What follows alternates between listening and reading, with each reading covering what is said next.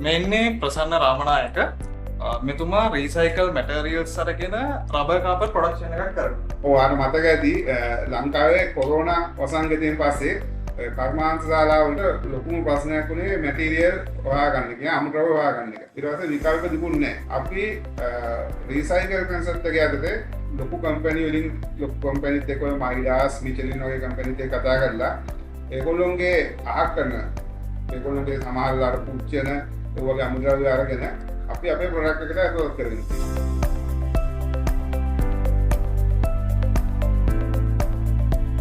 මේ තියෙන්නේ මං අර දිව්වේ ලොකු කම්පැනි වලින් අහක් කරන මැටීරියල් ඒගොල්ලොන්ට ඒකත් ප්‍රශ්නයක් කොහමද ඒක මුදා හරින්නේ කියලා. ඔව්.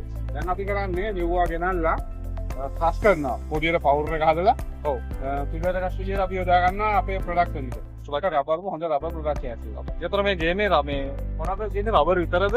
ඕක රබර් විතරයි තියෙන්නේ. රබර් පුත් වෙලා තියෙන රබර් ඕවා ගෙනල්ලා අපි සාපේ කර ගන්නවා. මතින් තියෙනවා ඒක පාවිච්චි කරලා.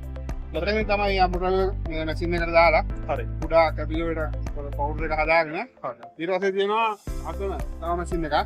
ඒකත් එනවා කම්පැනි වලින් අහකන එනවා මම හිතනවා.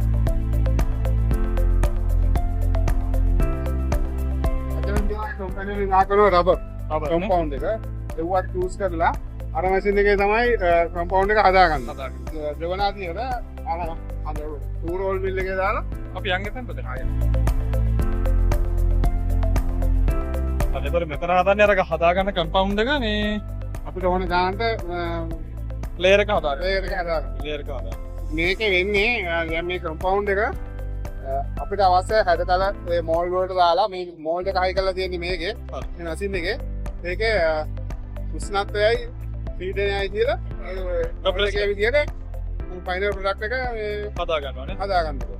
මේ කොච්චරක ටයිම් එකක් යනවද මේක කරන්නේ? එකපාර කීයක් ගන්න පුළුවන්ද? එකපාර දෙකක් කරන්න පුළුවන්. සාමාන්‍ය විනාඩි 3ක් විතර යනවා. දෙකට. ඔව්.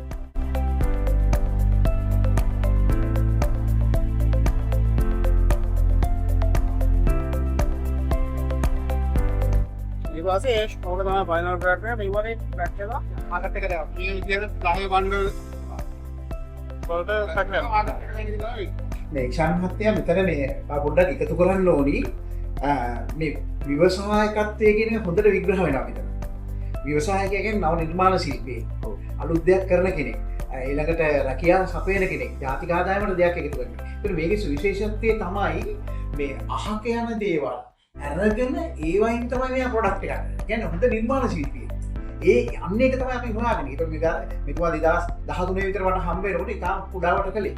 අද වෙනකොට සෑහෙන ප්‍රමාණයකට මේ කර්මාන්තපුරය ඇතුලේ ෆැක්ටරි කීපයක් එක්ක එහාට යනවා. මෙන්න මෙයා මෙතනින් අපිට හොඳට මතුවෙනවා මෙයාගේ ව්‍යවසායකත්වය හැකියාව. ඉතින් ඒක හරි වැදගත්. අපේ ඉස්සරහ තරුණ පරපුරට රටටත් මේ ඕනයි. මේගොල්ලෝ තමයි අපි සංවර්ධනය කරන්න උදව් කරන්නේ. ඒක තමයි වැදගත් වෙන්නේ.